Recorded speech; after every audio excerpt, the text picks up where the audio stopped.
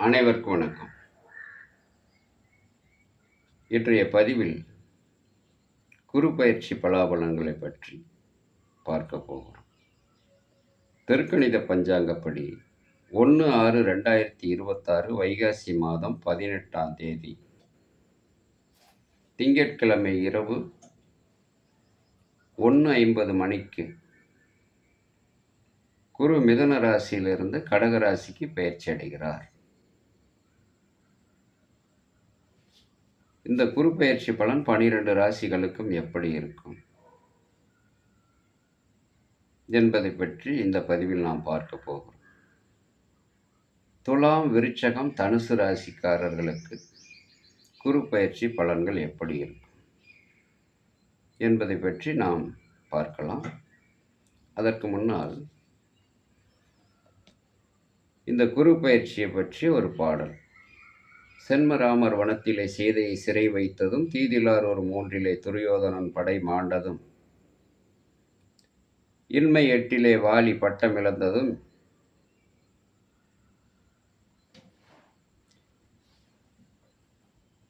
ஈசான் ஒரு 10 தலையோட்டில் இறந்தொண்டதும், தர்மபுத்திரர் 4 வனவாசம் போனதும், சத்தியமாமணி 2 தலை போன்றதும், வன்மையுற்றிட ராவணன் முடி 12 வீழ்ந்ததும் அப்படின்னு ஒரு பாட்டு இருக்கு. அதன் பொருள் குரு 1, 3, 4, 6, 8, 12, 10 வந்தால் பெரும் துன்பம் அப்படின்னு சொல்லப்படுறது. அதை பற்றியெல்லாம் யாரும் கவலைப்பட தேவையில்லை. ஏன்னா குரு சுபக்கிரகம். மேற்சொன்ன இடங்களில் குரு இருந்தாலும் அவர் பார்க்கக்கூடிய இடம் பிரகாசம் அடையும்.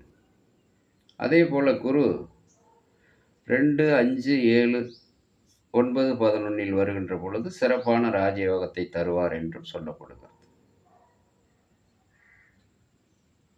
அந்த வகையில் இன்றைக்கு நாம் துலாம், விருச்சகம், தனுசு ராசிக்காரர்களுக்கு குரு பயிற்சி பலன்கள் எப்படி இருக்கும் என்பதை பற்றி பார்க்கலாம். வாருங்கள். துலாம் ராசிக்கு குரு 10 வருகிறார். 10 குரு வந்தால் பதியை குலைக்கும் என்கின்ற சோதிட சொல்லும் உண்டு. அந்த வகையில் தொழில் மந்தம், பொறுப்புள்ள காரியம் புறையோடி போகக்கூடிய வாய்ப்பு, வரவுக்கு மேலே செலவு, பதவிக்கு தொழிலுக்கு பங்கு வர்றது, அதே நேரத்தில் கடன்பட நேரக்கூடியது, கொடுத்த கடன் வசூலாக தாமதமாகக்கூடியது, அந்தஸ்து கௌரவத்துக்கு பாதிப்பை கொடுக்கக்கூடியது, இதெல்லாம் வரும். தொழில் நஷ்டம், தொல்லை வரும். வேலைக்கு போனால் காசு வராது, கடன் பட்டால் கட்ட முடியாது, பூர்வீக சொத்து பிரச்சனை வில்லங்க வரும், வம்பு வழக்கு வரும், செய்கிற தொழிலில் வேலையில் பிரச்சனை வரும், கூட்டாளிகள், நண்பர், மனைவி பகை வரும், திருமண காரியம் தடைப்படும், மனக்கசப்பு, உடல்நலக்குறைவு, வேதனை வரும், சோதனை வரும். குரு 10 வந்தால் இந்த மாதிரியெல்லாம் நடக்கும் அப்படின்னு அந்த பாடலில் சொல்லப்பட்டிருக்கு. குரு 10 வந்தாலும் அவர் பார்க்கக்கூடிய 5, 7, 9ஆம் பார்வை அந்த இடமெல்லாம் சிறப்பு பெறும் அப்படின்னு சொல்லப்படுது. குரு 5ஆம் பார்வையாக குடும்பம், தனம், பணம், வாக்குஸ்தானம் என்று சொல்லக்கூடிய விருச்சக ராசியை பார்ப்பதால் பண வருவாய் வரும். அதே நேரத்தில் செலவும் வரும். கணவன் மனைவி கருத்து வேறுபாடு கொள்ளாமல் இருப்பது நல்லது. சாமீன் போடுவது, கடன் கொடுப்பது, கடன் வாங்குவது ஒரு முறைக்கு பல முறை யோசித்து செய்வது நல்லது. அது பிரச்சனை வராமல் தடுக்கும். குரு 7ஆம் பார்வையாக 4ஆம் இடமான மகர ராசியை பார்ப்பதால் வண்டி வாகனத்தில் உள்ள பிரச்சனை தீரும். தாயின் உடல்நலம் சிறப்பு பெறும். வீடு மனை பிரச்சனை தீரும். குரு 9ஆம் பார்வையாக 6ஆம் இடமான மீன ராசியை பார்ப்பதால் துலா ராசிக்காரர்களுக்கு கடன், வம்பு வழக்கு படிப்படியாக தீரும். ருணம், ரணம், நோய் விலகும். எதிரி தொல்லை ஒழியும். எதிலும் பொறுப்புடன் செயல்பட்டால் எதிர்காலம் சிறப்பாக இருக்கும். கெட்ட சகவாசம், கெட்ட செய்கை கூடாது. அதனால் வம்பு வழக்கில் ஈடுபட நேரிடும். இவர்கள் குரு பயிற்சி அன்று தட்சிணாமூர்த்திக்கு விளக்கேற்றி வணங்கி வருவது சிறப்பு.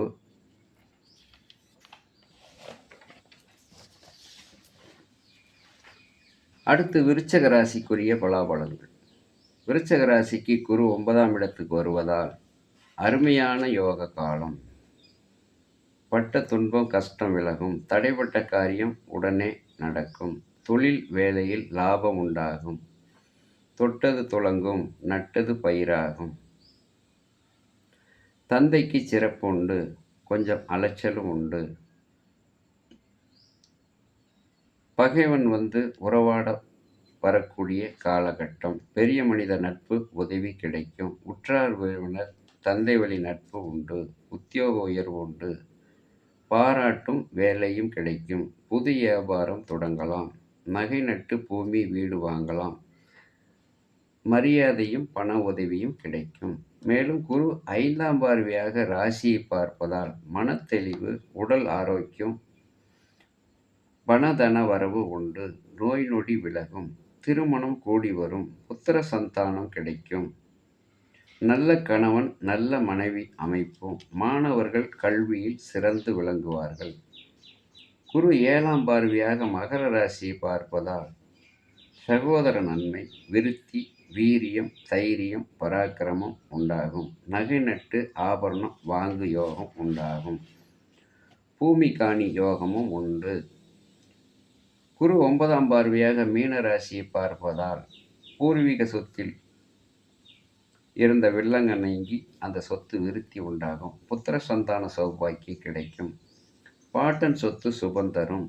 நல்ல புத்தி, நல்ல யோசனை உண்டாகும். கல்வியில் தொழிலில் வெற்றி கிட்டும். பதவி, அந்தஸ்து, அதிகாரம் தேடி வரும். பெரியோர் மகான் ஆசீர்வாதம் கிடைக்கும். இந்த விருச்சக ராசிக்காரர்கள் குரு பயிற்சி அன்று தட்சிணாமூர்த்திக்கு விளக்கேற்றி வணங்கி வருவது நல்லது. அடுத்து தனுசு ராசிக்காரர்களுக்கு குரு பயிற்சி பலன் எப்படி இருக்கும்? தனுசு ராசிக்கு குரு 8இல் வருகிறார்.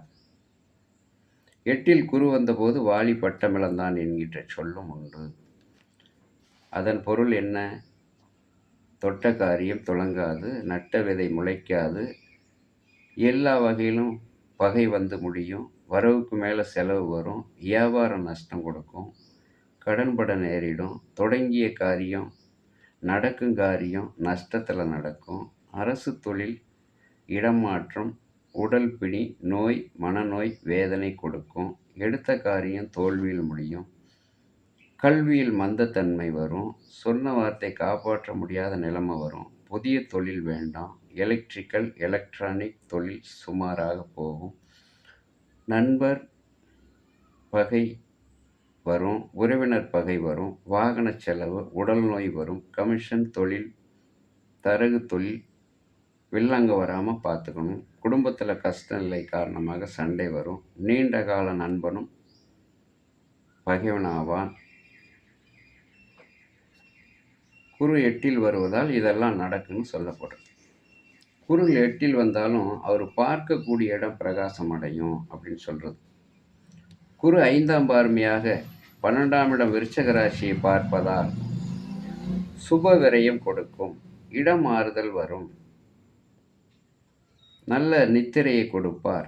மன அமைதியையும் மன கொடுக்கக்கூடிய வாய்ப்பு வரும். மன உளைச்சல், மனவேதனை வராமல் இருப்பதற்கு இவர்கள் யோகா போன்ற அமைதியான விஷயங்களில் ஈடுபடுவது நல்லது.